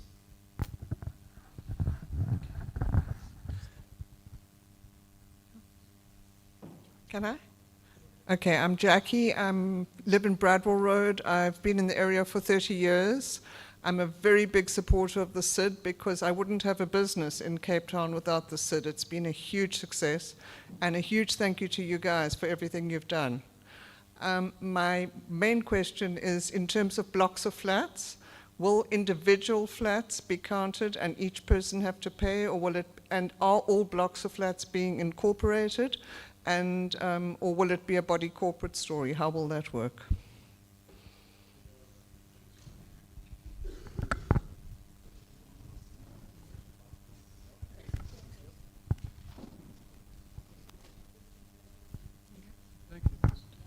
Thank you for your presentation again as well. I'm Cameron from St. James Street on that side.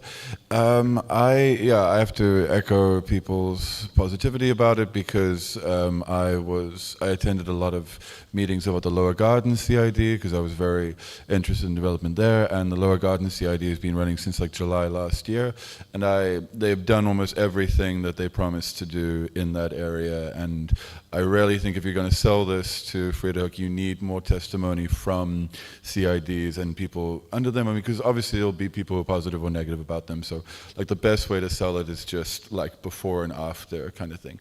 And then Ryan Patterson, who was running the Lower Gardens kind of pitch, he said the two biggest things to understand are like the price of the CID is there, but you are going to pay that anyway if you are paying for security or for added things, so you might as well standardize it across the entire community so that it becomes less for each of you, and also you're raising the value of your community in general by doing it. So it is an investment in your community at the most basic level. It is the cheapest version of that commitment that you're going to get. So there's better ways to do it, but like, you know, this is almost a union at a deep level.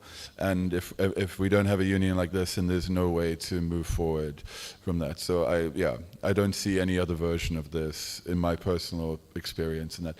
But yeah, to finish off, the best way to sell it and to get the votes that you need is to just quarry experiences from everyone else in Cape Town who's had a CID. Thanks. We'd like to do some responses.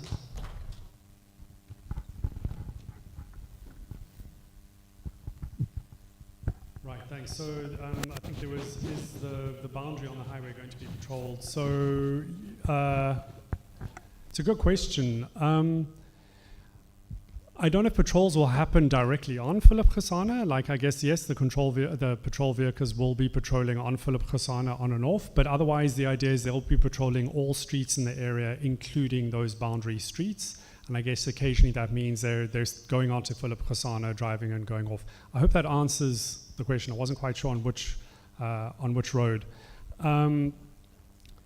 The camera's been taken over. So in the business plan, there's a summary on the website. We've handed out the flyers here with some of the details. So we've budgeted to take over about 100 existing cameras in the community. So that would mean we don't have to purchase 100 new cameras. The idea is that the owners would supply the electricity and the internet, but the monitoring costs, which is the expensive bit. So I know in our street we pay over 1,000 Rand a month to monitor 2 cameras, and that's only during night times. That's not individually, that's collectively. That monitoring cost would be taken over. So for those 100 camera owners, those costs would go down. Those, you know, instead of paying towards the monitoring of a camera, you're paying for the CID, and the CID is covering those costs. We've then budgeted to install an additional 200 cameras over the next 5 years. We may not need that many. We may need a bit more. And we'd have to work out with the budget how to do that. So the idea is for comparison, that is a lot more than the other CIDs. So I think Pinelands has started with, say, 20 cameras, so it's much smaller. So, and we will have more cameras if this goes ahead in a year's time. We're going to have more cameras because we've probably had 30 installed in the community in the last year. So there'll be more. So that's the idea behind the cost. If the CID wants to install cameras in public spaces, like on a light pole, that's quite different. The city then requires that the CID must pay for the electrical connection and pay that electrical fee and the internet fee every month. So the city won't just absorb that the cost of electricity, say. So it is harder work, and we're hoping that doing it on existing cameras lowers the cost for the CID. There's a question about budget. Chili, do you want to respond to that? Or I can. But. So I think it was around, I'm not sure if I got the question correctly, but it was around how the costs would change and what influences the cost changing. So some of it is, for example, as we mentioned, adding more cameras within the 5 years, and that would affect like your camera monitoring costs as well as the capital expenditure of adding those cameras. Some of those costs, like the cleaning team as well as the CID team, will be inflation linked, and that's got to do with salaries and what you're paying the people working within the CID, as well as like the armed guards. or unarmed guards, but the patrols, sorry. Then the other question, I think that had to do with like showing an upper limit and a lower limit, so we had to give the city like one business plan, and that's kind of why we have this engagement, so we can hear from the community what you think would add value. We would obviously then go look at what it would cost, and we can interact and engage with individuals. There are a lot of people in this area that have a lot of experience in the things that we're looking at that we don't necessarily have. So we're happy to have those conversations, and what it means is that when we finally do go to vote, we need to give people one option to make it easier of whether they want to proceed with the CID or not. So we'd need to weed out and decide on what we actually want, but we encourage engagement and we encourage sending the questions through and asking. And I mean also it is helpful, for example, the area that we added, they had chatted to their neighbors and people that they live with to come to us and say that there's a good proportion of people who feel they want to be added to the CID. So if you can chat to your neighbors as well, chat to the people who live in the area and give us that engagement, it does help. I think, and then the question was on cameras progression. So we put in 200 over 5 years, and I think it ends up being about, we started off with more cameras in the first 2 years, and then about 20, I think, in the later years. I think that's it for the budget questions. It was between 3 and 6%, and that is how costs change, yes.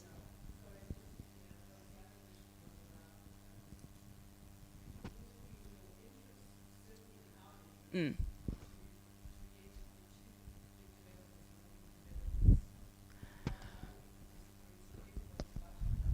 Yeah.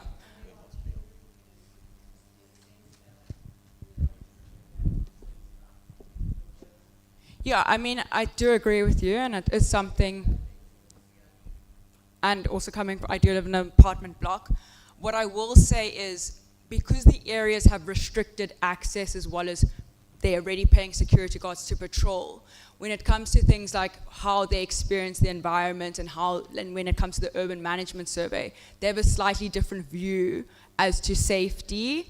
And no, I completely agree that it would affect, but it would also mean that you have to increase your services. If you're adding a patrol within High Cape, it might mean that we need another car. So it's not just one straight line of.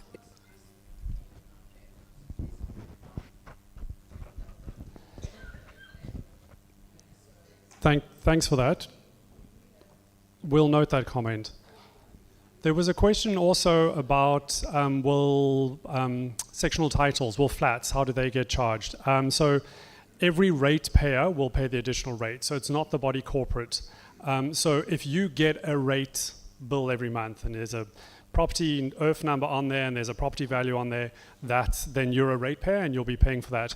If you have a parking bay, say, or an additional property, or if there are values linked to that, if you're paying rates on it, then you'll be levied as part of that as well. So you can look at your rate bill and you can work it out.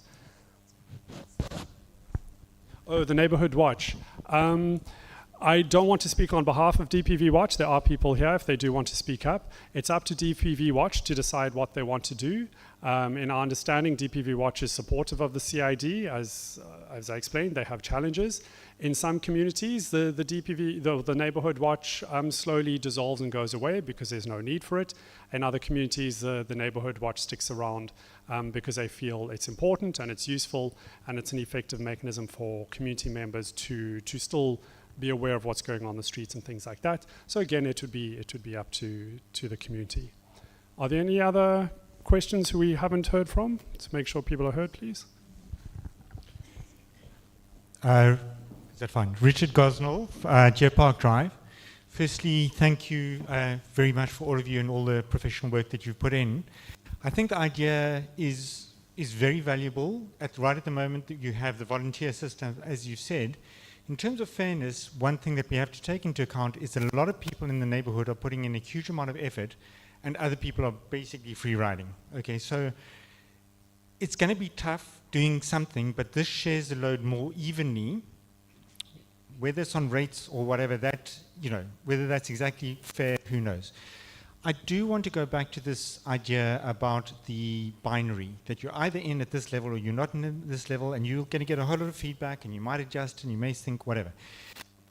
You want to get 60% of people on board. If you, first of all, let's say you say it has to be one proposal. Let's just say proposals. Okay, there were 2 proposals that you put forward. It's either A, let's say 30 rands per million or whatever, per month, and 60. Those were 2 things. And you allowed people to vote for both. Okay, so I could say, I'm going to go for A and B. I'm both. You know, I approve on both of those levels. And let's say you get, you know, 59% for B and 65% for A. Now you've actually got something that's gone through. In other words, you can do it at half the level that you want to do. Then you do it for 2 or 3 years, and everybody says, wow, that's making such a big difference. Now, next time you ask them, they might say, fine, I'm going to go in at the 60 level. If you can't do that legislatively, if you can't give those options, and obviously each of those has to have a kind of a budget. You know, you're going to lose half the patrol vehicles, you're going to lose, etc. If you can't do that, you might be able to do that at just a survey. And you don't want to get 25% people, you want to get 60% of people. At least then you know where your support is, at what level. Because a lot of the people who very legitimately are sort of saying, I can't afford that. So I think you've done fantastic work. I support the concept, and good luck. You must do it. So here and Hi, Cherie, moved to Vredehoek in 2012. Thank you guys, it's amazing. I spend a lot of time walking in the parks, and it would be great if they were kept clean and there wasn't feces and like, you know, bad elements sleeping around. And yeah, I've unfortunately been stabbed before, my phone tried to be taken from me and stuff like that, which just sucks. And I agree with you. I don't think including the towers is going to help your 60%. It'll bring it down. High Cape as well, they're on their own missions. And I think you're going to have to put in like a lot of work, and we can help with the spa, getting the word out there, and I'm totally on your guys' side. And I think it's an investment at the end of the day, because if you've got a clean, safe place, your property's worth more. And at the end of the day, we're in this together, and money's nothing if you're dead, you know.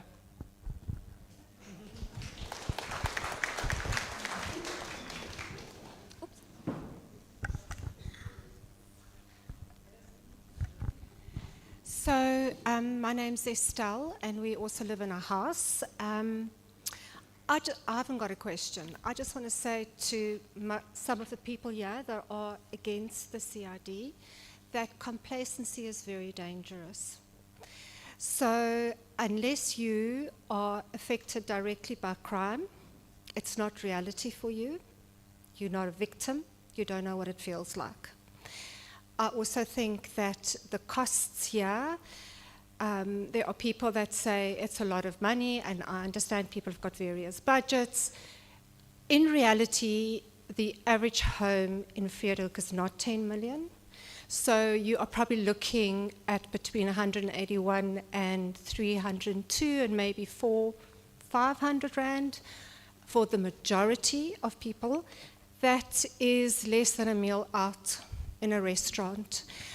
It's going to go to Pick and Pay and Checkers instead of 1 week's groceries at Woolworths, or a few days, 3 days at Woolworths. So I think people need to get their priorities right. We are very complacent when it comes to the security in our suburb. We are heavily reliant on DPV Watch, yet nobody volunteers. It's fantastic. You see on Facebook how, Nicholas, Baz, you're fantastic, and they are angels. It's not sustainable. It's easy to be a keyboard warrior, to sit and complain and yet not get involved yourself. If DPV Watch falls apart, our suburb falls apart.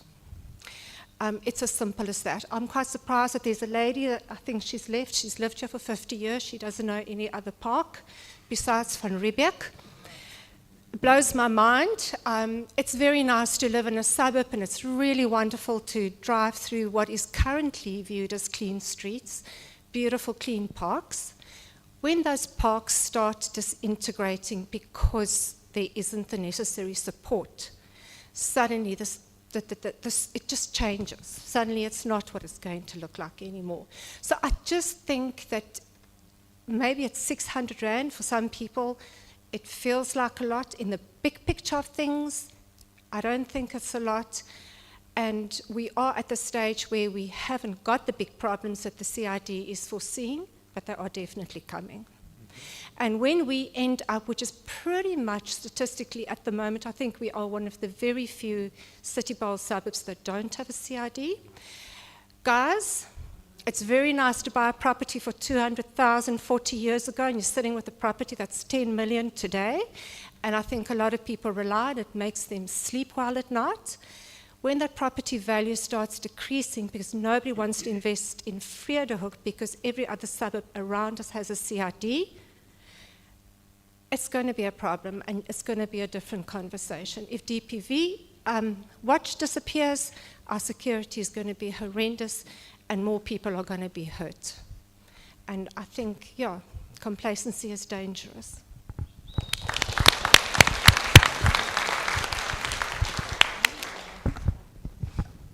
I just want to, I would like us to wrap up in the next 5 minutes or so. It's just gone 8:30. There's one or two more questions here. There's one there. Thank you. Hi, I'm Sertan Sanderson. I live on Exner Avenue. I've been living there for 2 years now. Not very long, but I second everything you just said, 100%. And I want to take it one step further. If you're sitting on a gold mine worth 10 million, what are you even doing in Vredehoek? Go somewhere lovely. I would move to Hermanus personally. I would take some of that money. I would enjoy my beautiful sea view. What am I doing in Vredehoek? What's wrong with you people? I would not be here. If I'm sitting on 10 million, I'd rather, I don't know. There's so many other places you can go. I don't know why you're doing this to yourself. But people come in all shapes and sizes. The entitlement that comes with that attitude of wanting to stay somewhere where you've always been just because you've always been there. There are people who are ferrying in and out of our neighborhood from Khayelitsha every day. Think of their lives and the dangers they have to face, and you don't want to pay your 302 to 604 Rand CID fees. It baffles my mind, because usually the people that work in these houses are the same people where the owners don't want to pay the 604. I would be willing, with my 181, to help a neighbor out and pay twice that to make sure I live in a good neighborhood. I don't think that is legally possible, but I am just stunned at the sheer entitlement of some people who live in this neighborhood, and I'm ashamed that I have to share the same planet with you, let alone neighborhood. Now, a practical question. It's about the specifics of the street cleaning team being made up or being sourced through a company that helps the homeless. I think that's a very honorable way of doing it. At the same time, I do have some reservations about deliberately bringing homeless people into the neighborhood under this program or this guise. How do we make sure that that particular aspect of it is safe and is a win-win for both the homeless people who are empowered by this and for the neighborhood who gets to benefit from that? That's my question. Cool, thank you. Just as we line up one or two more questions, I'll answer some of these quickly. So first a comment. As a rule of thumb, I'm assuming everyone has engaged with the budget and looked at the business plan, and you're critiquing the business plan. I'm sure you've looked at the numbers, haven't you? There's summaries on the website. There are numbers there. As a rule of thumb, if we want to raise an additional 500,000 Rand, that pushes our monthly contribution up from 60 Rand per million to 65. Equally, if we want to lower our contribution by 5 Rand, that will mean we lose about 500,000 Rand. So that's our sort of rule of thumb, 500,000 Rand more. So a patrol vehicle is about 300,000 Rand. If you want another one, 3 odd Rand extra a month, etc. in terms of that question from the gentleman there, in terms of the social program, so this is partly why we use a service provider who has experience in this. They work in lower gardens, streetscapes. Sorry, I keep saying streetscapes like we're going to use them. I don't know if we'll use them, but they're good at what they do, and they're based in Vredehoek. They work in lower gardens. They're moving their headquarters down into lower gardens. They've similar organizations in OBS, in Pinelands, who follow the same model, where they're finding people in their community locally on the streets, and they're working to give them a step up. We did ask them, does this mean that suddenly this becomes a hotspot? So everyone who comes here because they want a job, they say it doesn't play out like that. They work out who is in the community, they come to know those people in the community, and they work with the local people in the community. So it does sound like that doesn't materialize as a problem. I think, have we got one or two more lined up? Go for it. Hi, I'm David. I've been here since 2006 and ratepayer since 2023. Absolutely love that people are investing in the community, so love the whole idea. My question is just about privacy and your plan. The business plan massively depends on centralized cameras and monitoring. And I understand that the business plan does talk about being compliant with POPI, but I just wanted to ask you guys to expand on the privacy, because it will potentially develop into a well-monitored system, can be very beneficial, all those kinds of things. Just how to maintain privacy with that plan. That's all I want to talk about. Yeah. Thanks. I think let's make this the last one, so we can go home to our glass of wine. Hi, I'm Tony. I've lived in the area for over 20 years. I live in number 8 Pinnock Road. We're a very interesting road in that we have probably overcapitalized on security. We have our own guard who walks up and down at night. Everyone contributes, or most of the houses. It's excessive. I think we must have at least 15 different cameras, all run by different people. So it's an interesting road. It's a very lovely road to be in. We would love to have the road fenced at the end, where it goes down to Philip Kozana, because there is quite a vibrant walking in and out and escaping through the end of that cul-de-sac. I'd like to make a suggestion.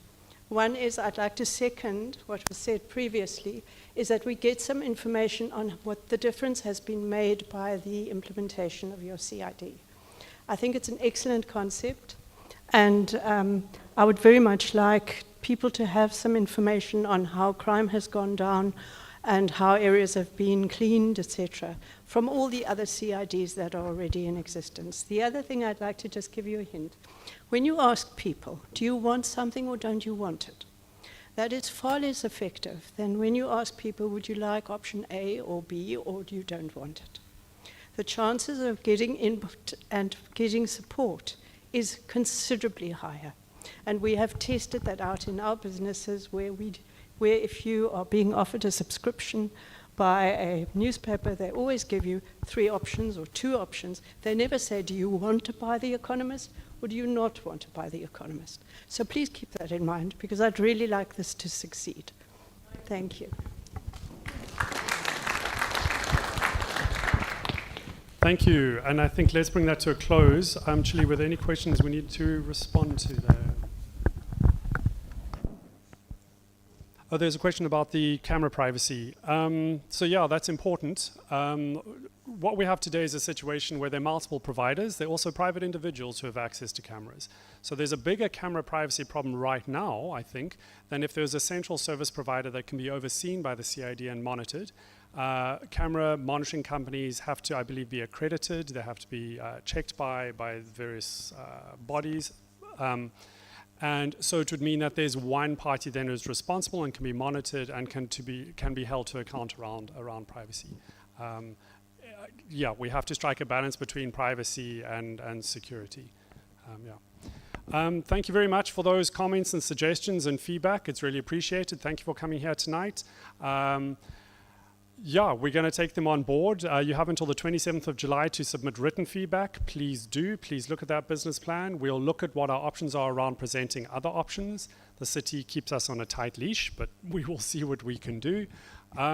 Yeah, thank you. And I hope you get home safely tonight as you travel through the Lower Gardens CIAD. Thank you very much.